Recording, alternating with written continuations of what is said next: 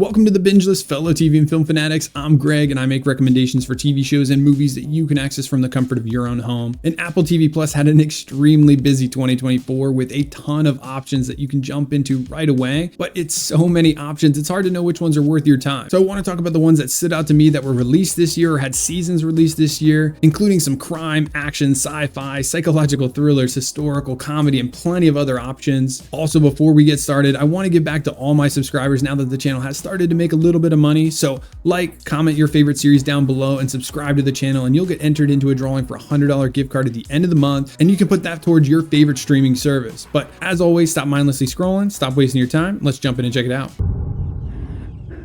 What's the big question? What if everything you know to be true was just one big lie?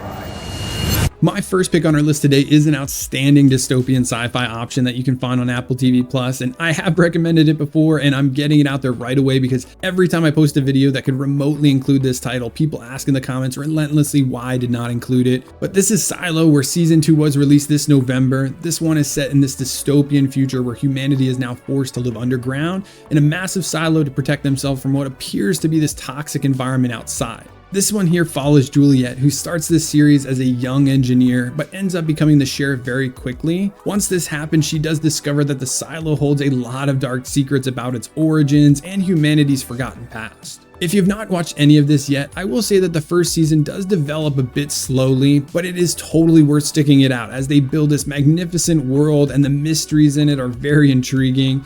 And the second season has been just as good. We're starting to see the world expand a little bit more and some mysteries are solved, but with each reveal, it only leads to more questions. You do see the return of the star-studded cast in this one with Tim Robbins, Harriet Walter, Shane McRae, and Common, but just like the first season, Rebecca Ferguson really carries it, and she delivers an outstanding performance as this standoffish yet badass character. But in the second season, she continues to grow on you more and more. And I will likely say this about a few titles here, but like most Apple TV shows, this one has a significant budget, which allows the production team to create these stunning visual effects and elaborate set designs that bring to life this very unique post-apocalyptic world. So whether you're fully caught up or you're looking for a new option, Silo is an excellent post-apocalyptic drama that offers a compelling mystery and this beautiful production design. First time in the sawmill, boys. Let's rack 'em up and knock 'em down.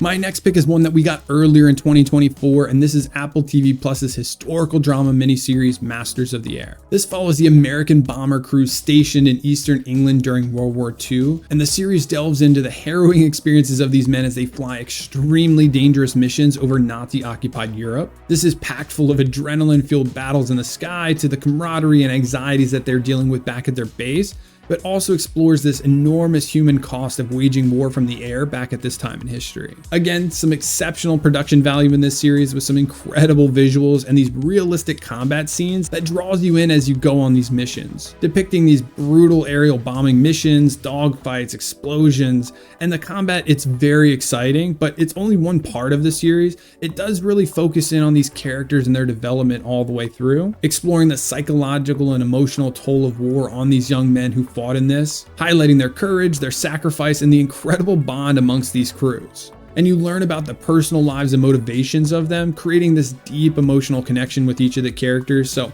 the stakes and the losses hit pretty differently in this series. It does have a really talented cast that brings these characters to life, including Austin Butler and Callum Turner, who are outstanding as the leads, but you also have Anthony Boyle, Matt Gavin, David Shields, Natalie Martinez in this. So I highly recommend Masters of the Air for its visually stunning and realistic aerial combat, plus some really well-developed characters. And as a side note, this was created by the same production team as Band of Brothers in the Pacific, so it's absolutely worth checking out.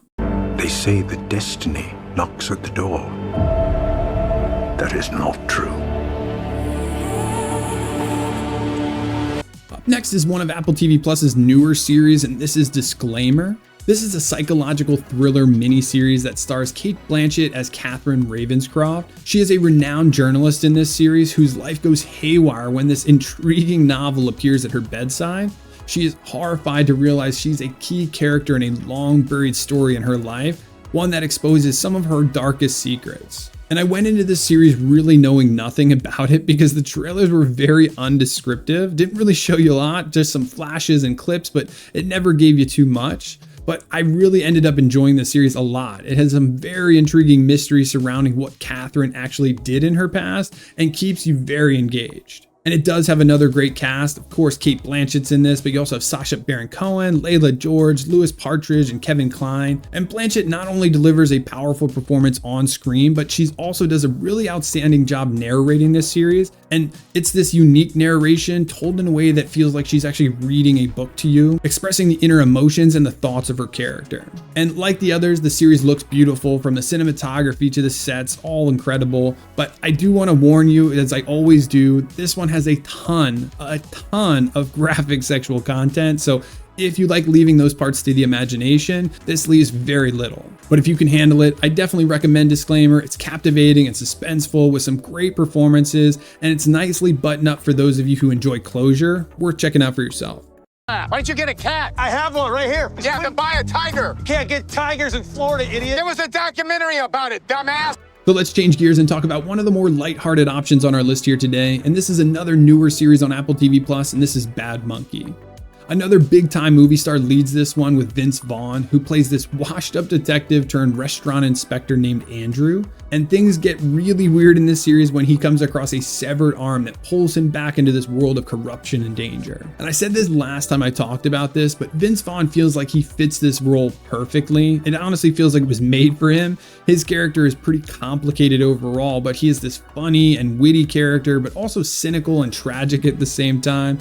He does his normal fast talking and rambling, so if you enjoy the classic Vince Vaughn performances that made him so popular, this might be right up your alley. And of course, Vaughn was great, but I did really enjoy the supporting cast in this one too. You've got Natalie Martinez, who works really great with Vince Vaughn. They're a great buddy cop duo, but also Rob Delaney, Jodie Turner-Smith, and Michelle Monaghan in this one, who all bring something to the table, some in more conventional ways, and while others bring, well, some eccentric elements to the series. And besides Vaughn, I do want to shout out Meredith Hagner. She was great in this series, just this perfect amount of crazy and erratic that made her character fun and unpredictable, so you never knew what was going to happen when she was on screen. Even with this being classified as a comedy series led by a comedic actor, the story still feels well written. It has plenty of twists and turns that make you eager to get to that next episode to see where the mystery leads you. So if you enjoy Vince Vaughn or comedic crime dramas, Bad Monkeys is definitely worth checking out. I did not kill her.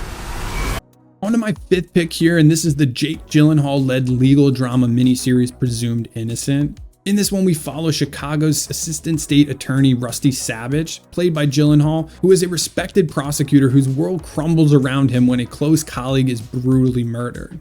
And the suspicion quickly falls on Rusty himself, forcing him to navigate a complex web of betrayal, media scrutiny, and a desperate fight for his own freedom. This legal drama has a ton of mystery and intrigue from episode to episode in it as the investigation slowly unfolds, really doing this excellent job of slowly, piece by piece, unveiling the truth. And I know my wife and me went back and forth about Rusty's guilt or innocence, what felt like episode to episode throughout the series. It does maintain this sense of suspense too that builds as you learn shocking secrets about Rusty's past, his relationships with the victim that all come to light, blurring the lines between what's truth and what's lies. And one thing that really stood out in this series to me is the writers do such a good job creating these very ambiguous characters. You do realize by the end of the show that everyone thinks that they're the hero, doing the right things for the wrong reasons. And Gyllenhaal, who's an incredible actor in so many titles, more than I want to name here, portrays Rusty as this captivating character, capturing this emotional turmoil, his wrongdoings, and just his determination to prove his innocence. And again, he's supported by a very talented cast: Ruth Negga, Bill Camp, O.T. Fagbenley, and Peter Skarsgård in this one.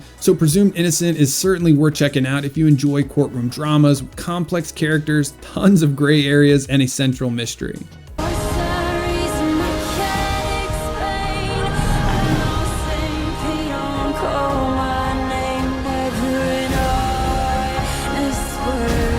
Next up is actually the highest rated Apple TV Plus series that was released in 2024 according to IMDb, and this is the historical drama series Pachinko. This one spans 4 generations of a Korean immigrant family, and this is a sweeping saga that follows the family's journey from a forbidden romance in the late 19th century Korea to the early 20th century Japan, and then all the way to post-World War II America. And we got season 2 of this series in 2024, and it continues its epic storytelling, masterfully weaving together multiple timelines and perspectives, creating this rich and immersive story. This to me feels a little bit like the K-drama version of This Is Us. It has some very familiar cliches throughout, but it's also this emotional exploration of the lives of the multiple generations of a family, tracing their experiences and impacts of the choices that they make on future generations. I will say that the stakes are quite a bit higher than This Is Us ever went to, but hopefully that makes sense. And I do not speak Korean or Japanese, but they do have a great dubbed option if you do not like reading subtitles. But despite not speaking the language, I thoroughly enjoyed the cast in this series. I thought that they brought the subtle moments to life, delivering powerful and these nuanced performances. And the production team again crushes it in this series. It feels like there is a ton of attention to detail as we get to explore a lot of beautiful locations, like the bustling streets of Osaka to the scenic countrysides in Korea, and then the different time periods we jump between throughout. This one has been critically acclaimed for its storytelling, acting, cinematography, making it a perfect binge option for fans of historical dramas and just epic storytelling in general. You built the box. Behind every door in there is a version of your life that you could have lived. Next up is the sci-fi thriller series Dark Matter, and this is a mini-series that throws you right into this world of alternate realities and this desperate journey to get back home. We do follow Jason Dresden, played by Joel Edgerton in this one. He is this seemingly ordinary physics professor who awakens in an unknown location with almost no memory of how he got there. And soon he discovers that he's not the Jason Dresden that he believes himself to be, but rather living the life of a parallel version of himself in a different reality. So we follow Jason as he has to unravel this mystery and find a way to return to his family and his true life. I'll start by saying that this is not a series that you're just going to click on and think you're going to watch while you're scrolling through Instagram or playing a game on your phone, because you do really need to pay attention to this one, or you can become lost fairly quickly. But for me, it was easy to stay locked in on this one. It is such an intriguing premise. You're exploring different realities, different versions of yourself, just a very cool story. And the writers and the producers do a great job using this, what some would call overused trope, to create a sense of mystery and suspense throughout the series. And they do keep the story moving, going at a pretty fast pace, keeping you engaged with a constant stream of twists and turns, jumping between realities and revealing hidden truths. And once again, we get strong performances, particularly Joel Edgerton, who does portray Jason Dresden, a different Jason Dresden, and then a few other Jason Dresdens throughout here across this vast and what feels like infinite amount of realities. And at the times it did become confusing. I never felt frustrated, just curious to see how they were going to explain all the parallel realities and the shifting storylines that are going on in the series. So overall, Dark Matter is a perfect option if you enjoy mind-bending narratives and alternate reality stories. Everything bad that could have happened has happened. Except that. Let's move forward and talk about Bad Sisters, which was released in 2022, but we did get season 2 in November of this year. This is a dark comedy series that follows the lives of the Garvey sisters, who are this tight-knit group who are bonded together after the death of their parents and now vow to protect each other at all costs. The series picks up when their abusive brother-in-law meets a tragic end, and the sisters themselves find themselves at the center of a murder investigation. I will start off by saying that I did think that this show was very funny. I enjoy this type of humor and found myself chuckling at the series quite often, and even found myself laughing out loud here and there throughout the series, but it wasn't a true comedy series. There is some situational comedy, some dry humor, but they do lean heavily into the darker humor, and it does hold true from season 1 to season 2, never really straying too far from that. I will give my customary warning here. If jokes around things like death or violence are not up your alley, I would maybe skip this one here, but I think they do a solid job balancing the dark humor with the actual story, avoiding becoming too ridiculous, silly, and really staying on the narrative most of the time. I did think that the best part of this series is the group of sisters. They're this unique group of complex and well-developed characters, brought to life by a great cast of course, but each with their own strengths and weaknesses, but they have a great dynamic of contrasting personalities, and the chemistry of the group and how they play off of each other really makes it an enjoyable watch. And that chemistry and that dynamic does deliver a majority of the humorous dialogue and moments throughout the show. And for a dark comedy, I actually thought the plot was quite suspenseful. It keeps you guessing with some intricate plot points and a few unexpected twists. So if you're looking for a suspenseful drama with some dark humor, Bad Sisters is a great option. Whoa, what are you wearing your sex boxes at work for, you little freak? Dress for the job you want. Wow, you better slow that down. This is why I hate to come out of my office. Let's move from dark comedy to the feel-good comedy series Shrinking. This series follows Jimmy, who is this therapist who is struggling to cope with his own grief after the loss of his wife. And I know that's a bad start when I said we're changing paces here, but I promise this is a more lighthearted, uplifting option. As Jimmy is going through this sort of depression, he does end up losing patience with his patients and begins to break the rule of therapy, offering his clients brutally honest advice. And this new unconventional approach leads to both positive and negative consequences as Jimmy navigates his personal life and a whole new set of professional challenges. As of recording this, we are still waiting on the last 3 episodes of this current season to drop, but it's safe to say that they continued what people loved about the first season. The show blends the humor in with a lot of emotional moments as you follow Jimmy. We see him unconventionally handling his grief and loss while also growing personally and professionally. And I said this before when I recommended this series, but Jason Segel is hilarious. He is a phenomenal comedic actor who can single-handedly carry a comedic series, but on top of that, his performance is actually really emotional. You're really feeling what his character's feeling through his expressions and his physical acting. And I personally think that Harrison Ford is the perfect person to play alongside Segel as this more serious character. They do have exceptional chemistry together, feeding off of each other, and Ford is actually way funnier than people who only know him as an action star would think. And to push my love for Segel narrative a bit further here, he was the co-creator and writer alongside Brett Goldstein and Bill Lawrence for this series, who bring a lot to this that is reminiscent of other titles that they worked on like Freaks and Geeks, Scrubs, and my favorite Apple TV Plus series, Ted Lasso. So if you're looking for a heartwarming comedy, Shrinking is a great option to jump into. I believe that this nation should commit itself to landing a man on the moon and returning him safely to the earth. So enough with comedy for the moment here, and let's change gears and talk about the alternate history sci-fi series For All Mankind, where season 4 of this series wrapped up here in 2024, but this one explores what would have happened if the Soviet Union had beaten the United States to the moon landing, and it throws you right into this world where the space race continues for decades, pushing both nations to even greater technological advances and even bolder missions. The show follows the lives of astronauts, engineers, and their families, supporting them as they navigate the pressures and triumphs of space exploration in this alternate timeline. I highly recommend this series for any of you who enjoyed The Man in the High Castle and are looking for another intriguing alternate history story. This one offers a fresh perspective on the space race and some consequences of the US losing the race to the moon. And yes, this series is high-flying sci-fi that, like most Apple TV shows, is visually stunning. It boasts a ton of impressive special effects through its 4 seasons, and the production team creates a believable and immersive spacefaring world, along with the detailed sets that depict this time in history. But even with all of that, For All Mankind feels like a character-driven narrative, which is why I think that it sustained itself for 4 seasons, because you actually care about these characters. It features numerous well-developed characters that are definitely part of these extraordinary situations in the series, but still deal with relatable struggles and their motivations both on Earth and in space. So if you like alternate history, For All Mankind offers a compelling take on it and focuses on human drama amidst this grand backdrop of space exploration. John Sugar. And the sky is gray. I'm a private investigator. My 11th pick on today's list is the neo-noir crime drama series Sugar, where we follow private investigator John Sugar, played by Colin Farrell in the series, who is hired to find the missing granddaughter of a legendary Hollywood producer.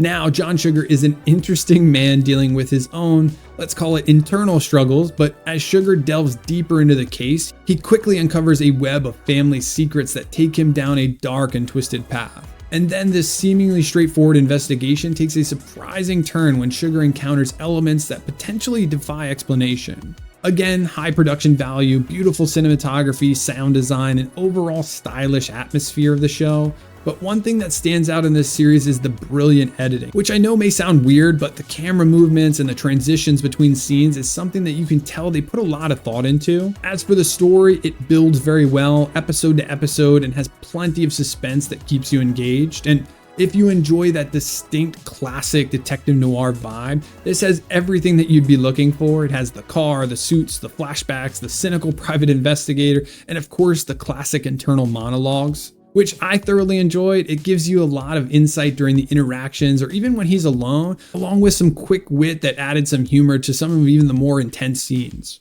And Colin Farrell's been on a roll lately creating characters for his performances. In this one, he is this complex and troubled John Sugar character. This is certainly a highlight for the series. He brings his natural charisma to the screen, but he is also this peculiar and mysterious person as well. So neo-noir crime fans, this is an outstanding option for you. It has all the tropes that you love with a captivating performance from Farrell and a thrilling mystery that'll have you quite surprised in the end. We must learn to survive. You knew these things existed. This is your legacy. My next title is one that I got a lot of flack about when I recommended last time, and I'm going to double down and stick to my guns here and talk about Monarch: Legacy of Monsters. Because I personally love giant monsters, and this is a sci-fi monster hunting series set in the Monsterverse created by Godzilla and the Kong films. The show follows two different timelines, one happening in 1952 before all the movies, and then the other happens following the original 2014 Godzilla movie. Showing these two different timelines throughout the series reveals the interconnectedness of the past and the present, along with interjecting some mystery. And again, I love giant monsters, and this one does include that. The series features iconic monsters like Godzilla, as well as some lesser known or unnamed characters from the Monsterverse, but it has thrilling action sequences, chases, and even epic battles between the monsters themselves. But according to the comments, people wanted more monsters in a monster show. And yes, I agree with that to a point. Could there have been a few more monsters in this one? Sure, absolutely. More monsters the better usually. But I did actually enjoy the human element of this series. It was a solid story that goes from the discovery of monsters to how humans would react after dealing with the devastation of something that happened at the end of the Godzilla movie. Then it takes you on this journey that explores the kind of family legacy of monster hunting and brings us back to this intertwining past and present. Plus, another great cast in this one with Kurt Russell at the lead, but also Wyatt Russell, Kiersey Clemens, Anders Holmes, Ren Watabe, and Anna Sawai, along with a ton of fun and nostalgic Easter eggs for fans of the Monsterverse. So I think that this one is well worth watching for its stunning visuals, its engaging storylines, and of course the giant monsters. But give this one a go for yourself and tell me if you're with me or if you're with the comment section. One day, I'll be the most famous highwayman in all of England. You are literally about to be hanged, you idiot! Next, let's turn to another comedic option here with the completely made-up adventures of Dick Turpin. And this is a British historical series with a widely absurd twist. This has little to no historical accuracy throughout the entire show, throwing all of that away in favor of side-splitting and slapstick humor. The series does reimagine the life of a very real and notorious highwayman, Dick Turpin, as this charmingly incompetent yet surprisingly successful thief, leading a band of lovable rogues on silly and outrageous adventures. And this group clashes with, again, a reimagined and very real Jonathan Wild, making him into this self-important and equally inept bounty hunter. Now, this series is pure comedy with a ton of hilarious performances from Mark Woolton, Ellie White, Mark Heap, and Asim Chaudhry, but the comedic performances of Noel Fielding and Hugh Bonneville really stand out to me in the series. They play these polar opposite yet similar characters who have such great chemistry when they are on screen together, and they do bring out most of the show's humor working together or with the others in the series. If you appreciate absurd retellings of history like Monty Python and the Holy Grail or the history of the world, you will certainly enjoy this show. It has that same ridiculous take after ridiculous take on these historical figures and events, while also interjecting modern references and pop culture gags, adding to the over-the-top nature of this entire series. And it's relentless with the comedy, constantly throwing new comedic situations at you, witty dialogue and characters, with some lighthearted action sequences throughout that change the pace here and there, but the series' sole purpose is to make you laugh, and it does so constantly. So if you're in the mood for laughs, this is a fun, laugh-out-loud series that never takes itself seriously, with strong comedic performances and an endless slew of over-the-top moments. Do you still enjoy having sex with me? Absolutely yes. As much as you used to? Yes. Wow. I've seen the film before, so I'm not on the edge of my seat, but it's still my favourite film of all time.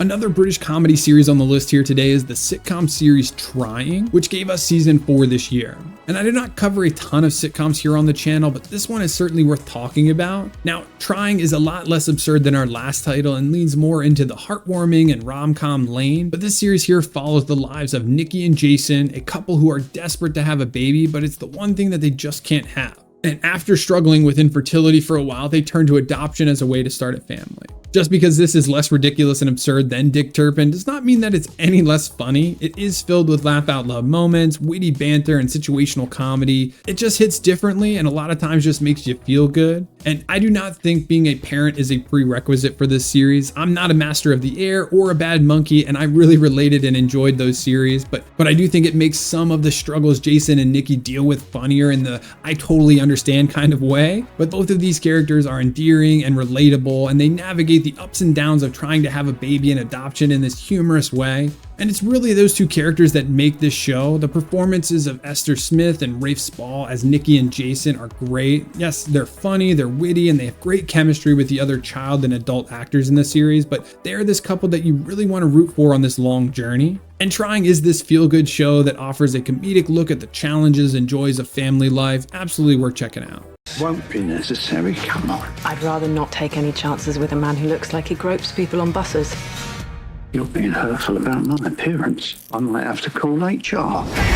And last but not least is, besides Solo, the most commented series on this channel. People love this series and ask me why it's not on lists constantly. So yes, it deserves to be on this 100%, but I also feel obligated to include the 4th season of Slow Horses here, which is this unique and compelling spy thriller. This one stars legendary actor Gary Oldman as Jackson Lamb, who is this disgraced MI5 agent relegated to this low-level department known as Slow House. And throughout the series, we do see Lamb and his team of misfit agents embark on these perilous missions. I personally think that Gary Oldman is this ridiculously talented actor, and he is a huge part of why this series works so well. He has been delivering a masterclass in acting as Lamb season after season. He is this complex and enigmatic character who has seen it all and understands his place in the world, and really seems like he doesn't care too much to change that. He's not the only one who delivers an excellent performance throughout this series. It is filled with a cast of flawed and likable characters like Jack Lowden as River Cartwright, Kadif Kerwin as Marcus Longridge, and Freddie Fox as James Webb,